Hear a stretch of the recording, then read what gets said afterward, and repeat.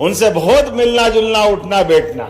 और ये बात सही है, माथुर साहब को असंभव से असंभव काम दे दो, माथुर साहब संभव करके दिखाते हैं। ये हमारे अपने माथुर साहब के काम करने का तरीका।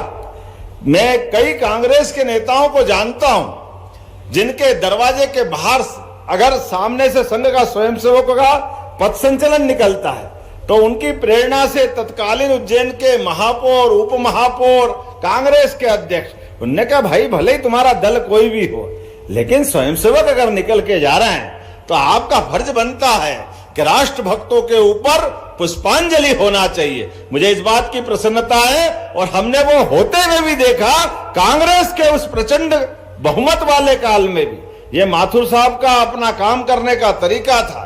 ये हमारा पूरा विंध्य का, महाकौशल का, इस बेल्ट में कई चुनौतियां थी, लेकिन हमारी अपनी इस राजनीतिक धारा को मजबूत करने के लिए असंभव से असंभव काम को भी करते थे। इस पूरे विंध्य को मुझे इस बात की प्रसन्नता है, अभी 2-3 बार से तो ऐसा हुआ है कि हमारा जो समृद्ध क्षेत्र था मालवा, वो 19 रह जाए लेकिन विंध्य 20 रहता है। ये माथुर साहब की मेहनत का परिणाम है। हमें इस बात का भी आनंद है। और ये हरा भरा क्षेत्र कितना आनंद के साथ, कैसा अच्छा लगता है। जिस बात की कल्पना की गई कि अमरकंटक में सच में मां नर्मदा का ये क्षेत्र वैसे ही रहना चाहिए, ऐसे में हम में से माथुर साहब अब नहीं है, लेकिन माथुर साहब ने जो मार्ग दिखाया है उस मार्ग पे चलने के लिए हम सब आपके सामने सरकार के माध्यम से, मैं मध्य प्रदेश सरकार के उस भाव को प्रकट करने आया हूं कि माथुर साहब ने संकल्प लिया अमरकंटक हरा भरा होना चाहिए,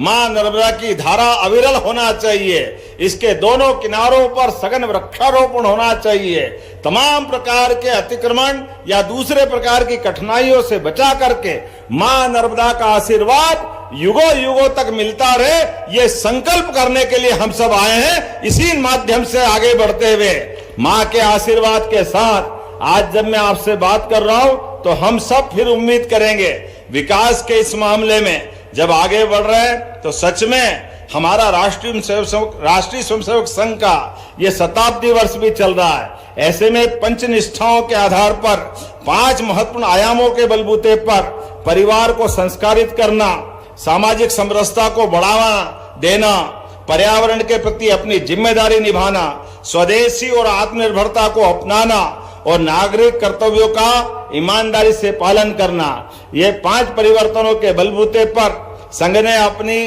इस वैचारिक प्रतिबद्धता के बलबूते पर आगे बढ़ने का निर्णय किया। और ये होना भी क्यों नहीं चाहिए। सामाजिक समरसता में आज इस बात की अत्यंत आवश्यकता है। वैसे भी कल बाबा साहब डॉक्टर भीमराव अंबेडकर की जयंती है, उसकी पूर्व संध्या पर भी मैं आपको बधाई देना चाहूंगा और उम्मीद करूंगा बाबा साहब के माध्यम से जो उन्होंने जीवन भर अपने मूल सिद्धांतों के साथ हमारे हिंदू समाज की विविधताओं के साथ जो जातिगत बुराइयां थी उससे बाहर लाते हुए कमजोर से कमजोर आदमी के बीच में भी समता का भाव हो, समानता का भाव हो। लगभग 1000 साल की गुलामी का दौर भारत का रहा है।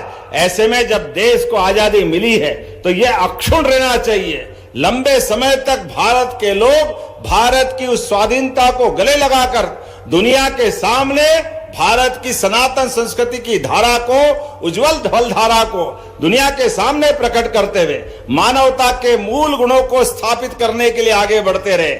इसलिए हम में से सबके लिए हमारे समाज में छुआछूत का कोई स्थान नहीं, जातिवाद का कोई स्थान नहीं। हर वर्ग को लिए साथ आगे है बढ़ते जाना।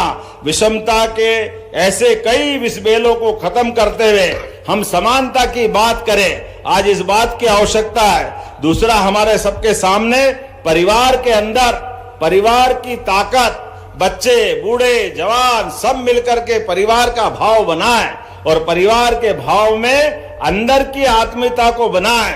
ऐसा मौका आना चाहिए कि परिवार के लोग एक समय एक साथ भोजन करें, अपने बच्चे बच्ची बड़े सबके साथ उनकी अपनी जीवन की कठिनाइयां तो अलग अलग तरह से सब निपटते हैं, लेकिन परिवार भाव को बढ़ाने की आवश्यकता है। आज भौतिकता के माहौल में परिवार के अंदर पीढ़ियों में परंपराएं बदल रही है, संस्कारों का अभाव हो रहा है, राष्ट्र प्रेम की मामला इसी कारण से प्रभावित होता है। इसलिए आज के इस दौर में हम सब अपने परिवार के साथ बैठे, साथ भोजन करें, बच्चों को महापुरुषों के किस्से सुनाएं, राष्ट्रभक्त की धारा के साथ जोड़ करके राष्ट्र निर्माण की पीढ़ी गढ़े, इस बात की भी आवश्यकता है। साथ ही साथ पर्यावरण को लेकर के भी आज के समय में प्लास्टिक, पेस्टिसाइड, ऐसे कई प्रकार की चुनौतियां हमारे सामने हैं, जिसके बलबूते पर आज हमारी समूची प्रकृति पे संकट आया है।